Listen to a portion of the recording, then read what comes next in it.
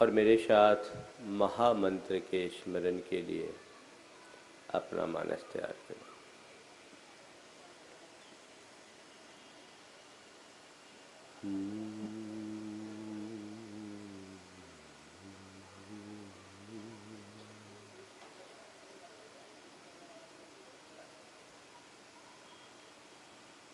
नमो अरिहन्ताणं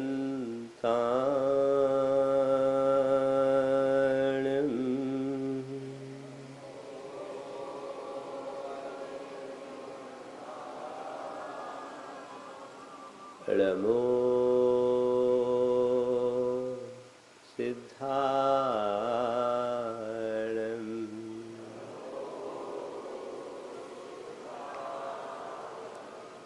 नमो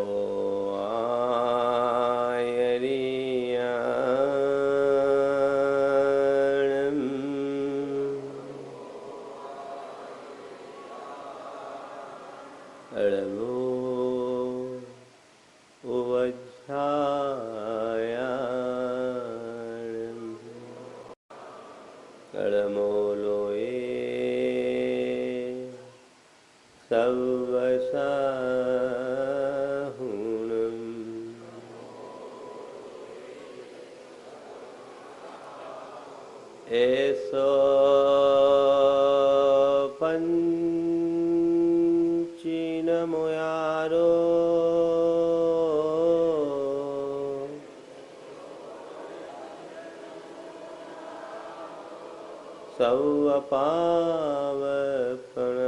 सौपावपणायसनो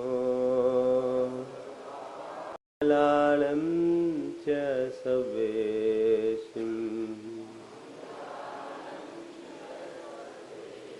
परमं होय मंगलम।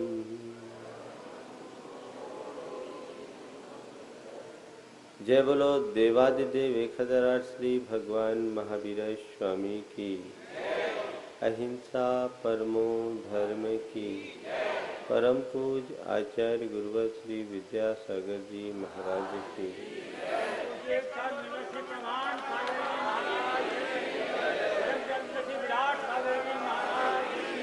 अपने गांव से दूसरे गांव की ओर जा रहा था। सुबह हुई नहीं थी, अंधेरा था। रास्ते में उसे ठोकर लगी। इस पर से उसे एक पोटली नुमा वस्तु का आभास हुआ। उसने उसे उठाया और आगे चल दिया। टटोल कर देखा तो ऐसा लगा मानो कुछ गोलियां हैं। रास्ते में नदी पड़ती थी। नदी में पर्याप्त पानी था, उस पार जाना था। सुबह हुई नहीं थी। नाविक की प्रतीक्षा में वह नदी के किनारे बैठ गया और लहरों के साथ अटखेलियां खेलना शुरू कर दिया। इसी बीच समय बिताने के ख्याल से उसने पोटली से एक गोली उठाई, नदी में डाला। छपाक की ध्वनि हुई और वह उसमें खो गया। ऐसे करते करते काफी देर हो गई, समय बीत गया और उसकी झोली पूरी रीत गई। एक आखिरी गोली उसके हाथ लगी और वो उसे फेंकने ही वाला था कि तभी उसे ख्याल आया, इन गोलियों ने मेरा बहुत देर तक साथ दिया। आखिर देखूं तो सही ये गोली कैसी है। इन गोलियों ने मेरा बहुत देर तक साथ दिया, आखिर देखूं तो सही ये गोलियां कैसी है। और जैसी ही उसकी नज़र गोली पर पड़ी, उसकी आंखें फटी रह गई, क्योंकि जिन्हें वह कांच की गोली माने बैठा था वो गोली नहीं, बेशकीमती हीरा था।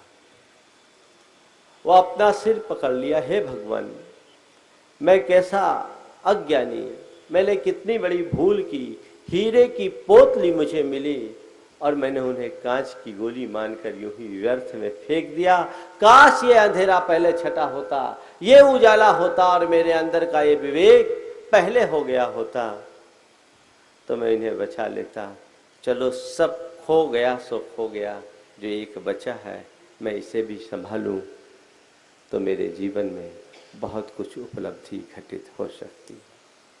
बंधुओं, ये घटना आपने पहले भी सुनी होगी, लेकिन इसके तथ्य को समझने की कोशिश कीजिए।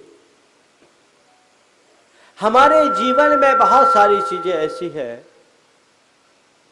जो बेशकीमती हीरे की पोटली की तरह हमें मिलती है, लेकिन हम उसका सही लाभ नहीं उठा पाते। दो शब्द है, योग और दूसरा प्रयोग। योग मतलब किसी अलभ्य वस्तु का लाभ होना। योग अपने जीवन में झांक कर देखो, तुम्हारे साथ कितना योग मिला है, कितना योग जुड़ा। योग नहीं, सुयोग जुड़ा है।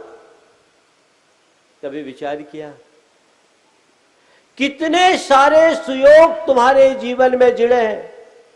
अनंत जीव राशि में से छट कर मनुष्य पर्याय को प्राप्त किया।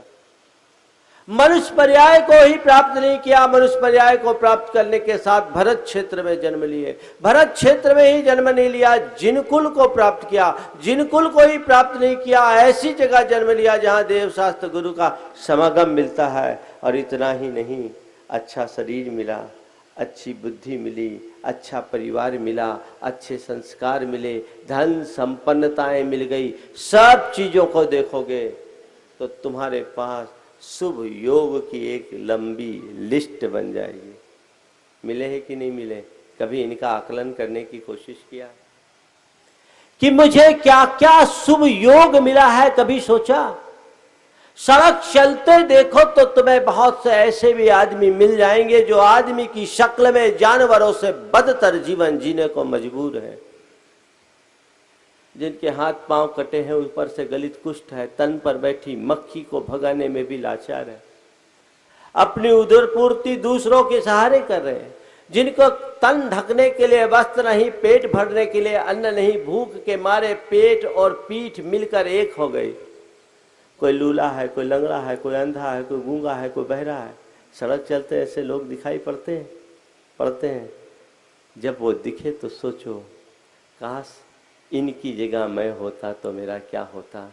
लेकिन निश्चित मैं बड़ा भाग्यशाली हूँ कि मेरा स्थान इनसे बहुत ऊपर है। कितने सारे शुभ योग तुम्हें मिले हैं कि नहीं मिले? मिले। अब सवाल ये है, इस योग का प्रयोग कैसा हो रहा है? महत्वपूर्ण योग नहीं, महत्वपूर्ण प्रयोग है। हीरे की पोटली मिलने से उसे लाभ नहीं, मिली हुई पोटली का सही उपयोग करने से लाभ है। उच्च जीवन प्राप्त करने से लाभ नहीं, जीवन को उच्च आदर्श से जोड़ने में लाभ है। तुम क्या कर रहे हो? तुम्हें मिला, सब कुछ अच्छा मिला। अच्छा मिलना बहुत महत्वपूर्ण नहीं, अच्छा करना महत्वपूर्ण है। 3 स्थिति है। We would like to get good, we would like to do good, और number 3, we would like to be good. Get good, अच्छा प्राप्त हो, सब चाहते हैं। इस सभा में बैठा हुआ एक भी व्यक्ति ऐसा नहीं होगा जो ये चाहे कि मुझे अच्छा न मिले या बुरा मिले। कोई चाहता है क्या? बुरा मिले ये कोई नहीं चाहता, सब चाहते अच्छा मिले, अच्छा मिले, अच्छा मिले। चाहते हो? निश्चित चाहते हो।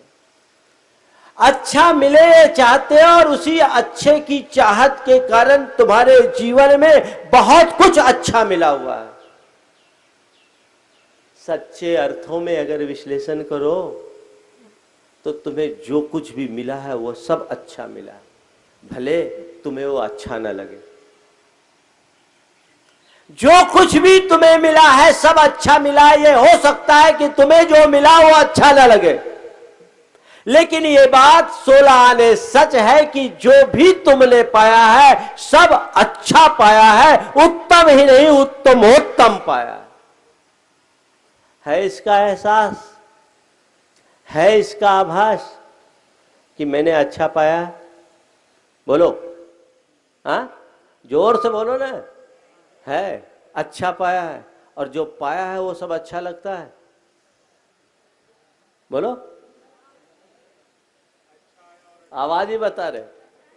अच्छा पाया ये तो कह रहे, पर अच्छा नहीं लग रहा, और अच्छा चाहिए। ये बात मनुष्य की ये दुर्बलता है, और यही उसके जीवन की एक भयानक भूल है कि जो पाता है वो भाता नहीं है, और जो भाता है वो पाता नहीं है। गुरुदेव कहते हैं, जो पाता है सो भाता नहीं, जो भाता है सो पाता नहीं, इसीलिए सुख साता नहीं। सीधी सीधी बात, वो तो सूत्रों में कह रहे हैं। तुम्हें जो कुछ मिला है बहुत अच्छा मिला है, और उससे तुम बहुत भाग्यशाली हो। अगर उसका ठीक ढंग से मूल्यांकन करो तो तुम्हें लगेगा मुझसे अच्छा इस दुनिया में और कोई नहीं, मैं बहुत भाग्यशाली हूं, मेरा भाग्य बहुत ऊंचा है। लेकिन बिरले लोग ही अपने आप को भाग्यशाली मानते हैं। हर व्यक्ति को देखो, उसको टटोल कर तो अपने भाग्य को कोसता है, मेरे जीवन में ये कमी, मेरे जीवन में ये कमी, मेरे जीवन में ये कमी। ध्यान रखना, कमियां गिनाना ही जिंदगी की सबसे बड़ी कमी। जो मिला है बहुत अच्छा मिला है, उसको पसंद करो, और अच्छा मिलने के बाद क्या करो? अच्छा पाने के बाद अच्छा करना शुरू करो। तुम्हें सब कुछ अच्छा मिला, अच्छा करो। अच्छा शरीर मिला, स्वस्थ शरीर मिला, तो क्या करो? जितना बने औरों की सेवा करो, और बन सके तो व्रत उपवास करो। तुम्हें स्वस्थ शरीर मिला, कल बीमार हो जाते तो कुछ नहीं कर सकते, कल तुम्हारे साथ कोई असाध्य रोग जुड़ जाता तो तुम कुछ नहीं कर सकते, तुम्हारे साथ और कोई प्रतिकूल संयोग बनते तो कुछ नहीं कर सकते। आज तुम हृष्ट पुष्ट हो, स्वस्थ हो, बिना औषधि के अपनी जिंदगी की गाड़ी बिता रहे हो, और सब प्रकार की तुम्हारी अनुकूलताएं हैं। तो जब अच्छा शरीर पाए हो तो इस शरीर से अच्छा करो। मन होता है अच्छा करने का, अंदर से प्रेरणा आती है अच्छा करने की। संत कहते हैं कि अच्छा पाने के बाद जो अच्छा करना शुरू करते हैं, सच्चे अर्थों में वे ही अच्छा बन पाते हैं, बाकी नहीं बनते। अच्छा पाया अच्छा करो, अच्छा शरीर पाया तो इसका अच्छा उपयोग करो, औरों की सेवा करो, और व्रत संयम के रास्ते पर आगे बढ़ो, धर्म की आराधना करो। उनसे पूछो जिनने अपने शरीर के स्वस्थ रहते कुछ नहीं किया, आज धर्म करने की भावना जगती है, पर कहते क्या करूं, कर ही नहीं सकता, डायबिटीज है, चाह करके भी रात्रि भोजन तक नहीं छोड़ पाता, उपवास करने की बात तो दूर, हार्ट पेशेंट हूँ, ब्लड प्रेशर है, 100 तरह की बीमारियां हैं, महाराज इच्छा बहुत होती है, ये करूं वो करूं, ये करूं वो करूं, लेकिन कर नहीं पाता क्योंकि शरीर साथ नहीं देता, बस गम खाकर संतुष्ट रहना पड़ता है। देखो उनसे और सीख लो कि उसने जब शरीर अच्छा था तो अच्छा नहीं किया, आज उसकी दुर्दशा हो गई। मेरा शरीर आज अच्छा है, आज अच्छा पाकर अच्छा न करूंगा तो कल मेरी भी क्या दशा होगी? कभी सोचा? शरीर स्वस्थ है, देव की आराधना करो, गुरु की भक्ति करो, सेवा करो। कल छूट जाएगा तो मंदिर भी नहीं आ पाओगे, बिस्तर पकड़ लोगे, पैरालिसिस का अटैक आ गया, बिस्तर पकड़े, उठा नहीं जा रहा, बैठा नहीं जा रहा, क्या करे? भगवान के दर्शन भी दुर्लभ हो गए, घुटने जकड़ गए, भगवान के दुर्लभ दर्शन भी दुर्लभ हो गए। अरे अभी हाथ पांव अच्छे, अभी तो कर लो। और शुरू से करते रहोगे तो ऐसी नौबत ही नहीं आएगी। तो पहली बात, अच्छा पाएं, अच्छी बात, पर अच्छा पाकर क्या करें? अच्छा करे। अच्छा शरीर पाया तो शरीर का अच्छा उपयोग करो। धन संपन्नता पाई तो उसके साथ उदारता अपनाओ। संपन्नता प्रशंसनीय नहीं है, उदारता प्रशंसनीय है, अनुकरणीय है। तुमने कितना पैसा पाया ये महत्वपूर्ण नहीं, महत्वपूर्ण ये है कि पैसे का तुमने कितना अच्छा उपयोग किया। उसका उपयोग करो। योग मिला है, सही प्रयोग करो। पैसा पाए सुरा सुंदरी के चक्कर में भी बहाया जा सकता है। दुनिया में बहाने वाले लोग बहुत हैं, बल्कि ऐसे क्षेत्र में पैसा बहाने वालों की भरमार है। अच्छा पाना बहुत महत्वपूर्ण नहीं, अच्छा करना महत्वपूर्ण है। धन संपन्नता पाना बहुत ज्यादा अर्थपूर्ण नहीं, धन संपन्न होने के साथ भाव संपन्नता ही सच्चे अर्थों में अर्थपूर्ण है। अपने भीतर झांको, तुम्हारी भाव संपन्नता कैसी है, तुम उस योग का प्रयोग करना कैसा चाहते हो, विचार करो, तय करो। मैंने जो जो अच्छा पाया है, अच्छा पाकर अच्छा करूंगा। आज से तय कर लो। अच्छा जन्म लिया, बगल में मंदिर है, ये योग है। प्रयोग क्या है? रोज भगवान के दर्शन करो, अभिषेक करो, पूजन करो, वंदन करो, ये प्रयोग है। तो योग तो मिल गया, प्रयोग। मुझसे कहा जा रहा था, महाराज आगरा जैनियों का गढ़ है। 2 दिन पहले प्रदीप भाई कह रहे थे, महाराज जी आगरा में बहुत जैन है। मैंने कहा कितने जैन हैं? बोले बहुत जैन हैं। मैंने पूछा कभी कोई जनगणना की गई? बोले महाराज ये तो नहीं की गई, बस ऐसे ही कहते रहो बहुत जैन है, तुम्हें यही पता नहीं कि तुम्हारे गांठ में कितना है। पता तो लगाओ आगरा में कितने जैनी। एक एजेंसी के द्वारा जनगणना भी करनी चाहिए ताकि मालूम पड़े कि आगरा में जैन कितने हैं और सारे देश में उसके साथ हो। ये बहुत अच्छा कार्य होगा। परिषद इस कार्य को आगे बढ़ाती है तो परिषद के लिए एक अनुकरणीय प्रयास होगा। खैर, दूसरी बात, इतने सारे जैन हैं, ये योग है, पर सारे जैनी मिलकर के जिन धर्म का अनुकरण करे तभी तो प्रयोग है। धर्म की प्रभावना में जुटे ये प्रयोग है। संख्या से ज्यादा प्रभाव नहीं पड़ता। प्रभाव तो तब पड़ता है जब गुणात्मक दृष्टि से भी हम जुड़े। तो अच्छा पाए, अच्छा करे। आपने अच्छा पाया है कि नहीं पाया? पाया है। ये योग आज हम लोगों का यहाँ आना हुआ। 3 महीना 2 महीना पहले आप लोगों ने भी नहीं सोचा होगा कि हम लोगों का इधर पदार्पण होगा। आपने सोचा या नहीं सोचा, हमने तो नहीं सोचा था, कल्पना भी नहीं थी। लेकिन गुरुदेव की कृपा से इस क्षेत्र में विहार हुआ, लाभ मिला। आप लोग भी इस मौके में तो पूरे आगे निकल गए। आपने कहा ये योग मिल रहा है तो पूरा योग मिलना चाहिए, छोड़ना नहीं। योग पूरा मिले, और योग के लिए नहीं, आप तो वर्षा योग के चक्कर में लग गए। निश्चित भाव भागन वश जोगे बसाए, होना होगा तो हो जाएगा। महाराज सुन तो हम कुछ और रहे हैं, आप कुछ और बोल रहे हैं। बोले हाँ, आखिरी क्षण तक चांस होता है, और जब तक सांस तब तक आस। घबराना नहीं चाहिए, समझ गए ना? हारना नहीं चाहिए। जब तक अवसर है आस मत छोड़ो। क्या पता कब किसकी कौन सी प्रकृति उदय में आ जाए। हाँ, आगरा वालों का पुण्य तो है, जागा, बहुत तेज से जागा, पर पता नहीं कहां से पंचर हो गया।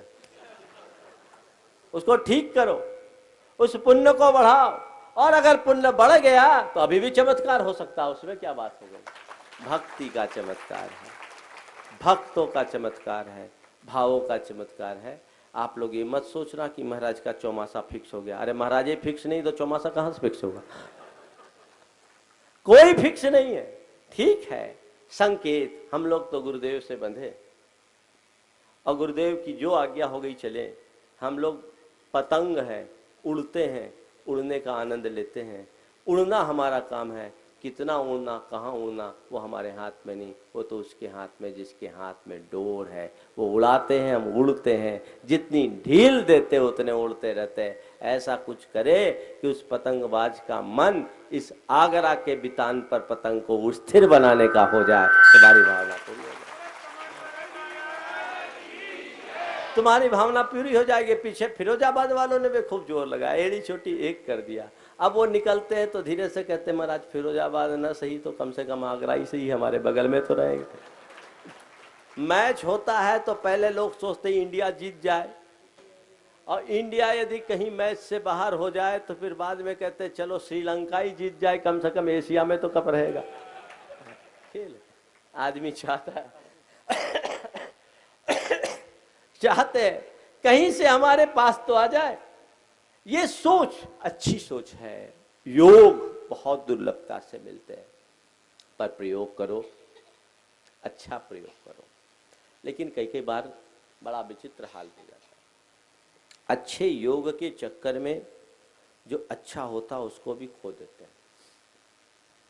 आगरा वालों के लिए मैं कहना चाह रहा हूँ, एक परिवार में 12 बोरा अनाज होता था, उनकी खेती थी, खेती से पूरे परिवार की जीविका चलती थी।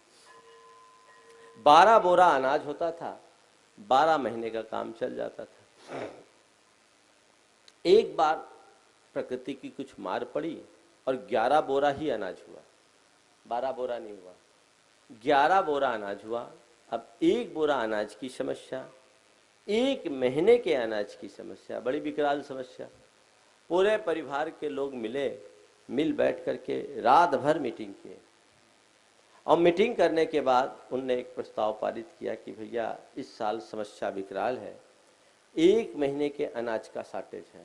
तो 1 महीने की समस्या है तो हम लोग ऐसा तय करते हैं, पहले 1 महीने उपवास करें, बाद में 11 महीने भोजन करेंगे। समझ में आ गया आगरा वालों को? पहले महीने उपवास करोगे तो फिर खा ही नहीं पाओगे, भूखे ही रह जाओगे, फिर बचेगे ही नहीं। इसलिए चातुर्मास की आस रखो, बहुत अच्छी बात है। चातुर्मास हो जाए तो फिर तुम्हारे सौभाग्य की क्या कहनी।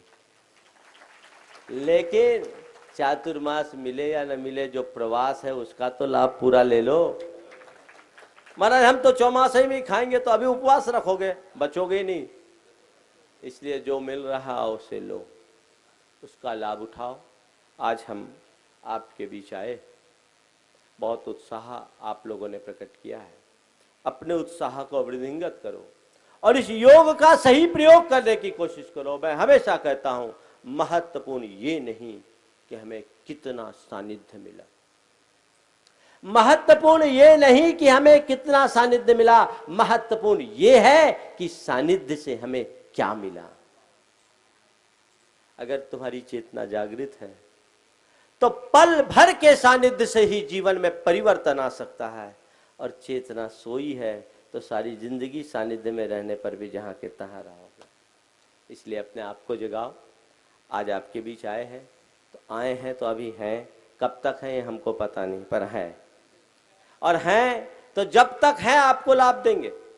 आप लाभ लेना और पूरा लाभ लेना, लेकिन आज जैसा नहीं लेना कि 8:30 बजे बताओ और 9:10 पर माइक दो।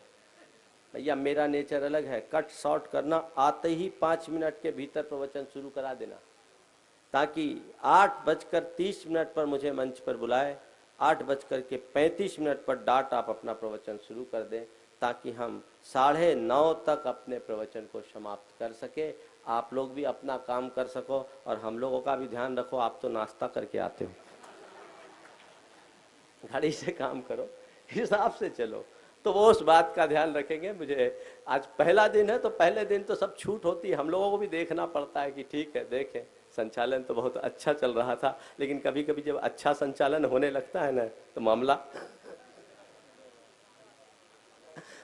बहुत अच्छा हो जाता है। खैर, बहुत अच्छी बात। तो मैंने आपसे आज कहा, अच्छा पाएं फिर अच्छा करें, पर अच्छा करना भी पर्याप्त नहीं है, अच्छा बने। अच्छा पाकर अच्छा करने से आदमी अच्छा बने, इसकी कोई गारंटी नहीं। बात को थोड़ा गहराई से समझना। अच्छा करने वाला अच्छा बने ये कोई जरूरी नहीं, क्योंकि कई बार लोग नाम प्रतिष्ठा ग्लैमर पाने के लिए भी अच्छा करते हैं। अच्छा करके अच्छा वही बनते हैं जो अच्छा बनने के लिए अच्छा करते हैं। समझ गए? किसके लिए अच्छा करना? अच्छा बनने के लिए अच्छा करना। और अच्छा बनने के लिए अगर अच्छा करोगे तो अच्छा ऑटोमेटिक बन जाओगे। केवल अच्छा करना प्रशंसनीय है पर पर्याप्त नहीं। बहुत से लोग हैं जो अच्छा करके भी अच्छा बनने का सौभाग्य नहीं पा पाते। इसलिए अच्छा करे और अच्छा बनने का प्रयास करे। एक प्रसंग सुना करके विराम दे रहा हूँ। आज ज़्यादा बोलने की स्थिति नहीं है, घड़ी भी बज गई, काफ़ी आगे बढ़ गई। मानता हूँ आप लोगों का पेट भरा नहीं होगा, और पहले दिन पेट भर दूंगा तो दूसरे दिन से कहाँ आओगे। एक बात बताए दे रहा हूँ, हम आपको तृप्त करने आए ही नहीं हैं, ध्यान रखना। इस भूल में मत रहना कि महाराज आए तो हमको तर कर देंगे, तृप्त कर देंगे। हम तृप्त करने नहीं आए, और तृप्ति के भाव से आना हो तो यहाँ आना नहीं। तो महाराज आप बताओ क्या आए? हम तृप्त करने नहीं आए, तुम्हारे प्यास को जगाने आए हैं। तुम्हारी प्यास जग जाएगी, हमारा काम अपने आप हो जाएगा। प्यास जगेगी, प्रयास होगा तो आपकी प्यास जगे। इसीलिए आज ज़्यादा नहीं बोल रहा हूँ, आखिरी तक प्यास बनी रहे। चतुर्मास भी हो जाए ना तो भी प्यास बनी रहे। तुम्हारा प्यास कभी बुझनी नहीं चाहिए। और धर्म की पिपासा कभी शांत होती भी नहीं है। एक धर्मात्मा की ये पहचान है कि वो हमेशा श्रवण करने को उत्सुक होता है, तत्व का पिपासु होता है। यहाँ तृप्ति नहीं, संसार में तृप्ति हो सकती है, परमार्थ के क्षेत्र में मुझे कभी तृप्त नहीं होना है। ये मनोभाव एक सच्चे धर्मात्मा के हृदय में होती है। तो अच्छा पाने के साथ अच्छा, अच्छे योग का अच्छा प्रयोग कैसे करें, कई बार कैसी गलतियां हो जाती है। एक प्रसंग सुना करके मैं अपनी बात को विराम दूंगा। एक कुम्हार था, मिट्टी खोद रहा था। मिट्टी खोदते खोदते अचानक उसे एक चमकदार पत्थर मिला। पत्थर को देखा, उसमें काफ़ी चमक थी। उसने सोचा ये पत्थर बहुत अच्छा है, गधे के गले में बांध दे, अच्छा लगेगा। और उसने उस पत्थर को अपने गधे के गले में बांध दिया। लेकर के चला, थोड़ा आगे बढ़ा तो एक आदमी सामने से आता नजर आया। वो जोहरी था। उसकी दृष्टि उस पत्थर पर पड़ी। उसने समझ लिया आदमी अनाड़ी, ये तो हीरा है और गधे के गले में बांधा है, इसको पटाना चाहिए। पूछा क्यों भाई ये पत्थर बेचोगे? बोले बेचूंगा। कितने में बेचोगे? बोले 100 रुपया में। पत्थर बेचोगे? बोला बेच दूंगा। कितने में बेचोगे? 100 रुपया में। बोले 100 रुपया इस पत्थर का क्या करोगे? 50 में दोगे? बोले एक जवान बोलता हूँ, 100 में लेना है लो, नहीं तो मेरे गधे के गले में ही अच्छा। वो आगे चल दिया। सोचा कहाँ जाएगा, थोड़ी देर बाद ले लेंगे। थोड़ी देर बाद उसी दिशा से एक दूसरा आदमी आया, वो भी जोहरी था। उसकी नजर उस पत्थर पर पड़ी और एक ही नजर में उसने सब कुछ भांप लिया। अब पूछा क्यों भाई ये पत्थर बेचोगे? बोले बेचूंगा। कितने में बेचोगे? बोले 1000 में। पत्थर बेचोगे? बोला बेचूंगा। कितने में बेचोगे? बोला 1000 में। उसने जेब से 1000 का नोट निकाला, उसको दिया और चलता बना, पत्थर लेके चलता बना। थोड़ी देर बाद पहला वाला आदमी लौट कर आया, क्यों भाई पत्थर बेच दिया? बोला बेच दिया। बोले कितने में? बोला 1000 में। बोला बड़े पागल हो। बोले क्या हो गया? पत्थर बेच दिया। बेच दिया। कितने में बेचे? बोला 1000 में। बोले बड़े पागल हो, वो तो करोड़ों का हीरा था। पागल हो, वो तो करोड़ों का हीरा था। उसने कहा भैया पागल मैं हूं कि तुम? तुम्हें करोड़ों का हीरा भी 100 रुपया में महंगा लग रहा था। करोड़ों का हीरा तुम्हें 100 रुपया में महंगा लग रहा था। मैं तो 100 की जगह 1000 पाया, तुम 100 की जगह 50 में आ गए। भैया ये हीरा है, ज्यादा मोल भाव के चक्कर में मत पड़ना, नहीं तो ठगे जाओगे, ध्यान रखना। तो उस जीवन का लाभ लो, योग का सही प्रयोग करो, तब जीवन में आनंद आएगा। इतना ही कह करके अभी विराम दे रहा हूँ। बोलिए जब तक आपके बीच हैं, सुबह दोपहर शाम आप सबको लाभ मिलेगा। शाम का लाभ तो आप लोग हमेशा घर बैठे लेते ही थे, आज आपको विशेष लाभ लेने का मौका मिलेगा। और दोपहर में जो स्वाध्याय होता है उस स्वाध्याय का भी लाभ होगा। अभी विमल जी आपको जानकारी दे देंगे। बोलिए परम पूज्य आचार्य गुरु श्री विद्यासागर।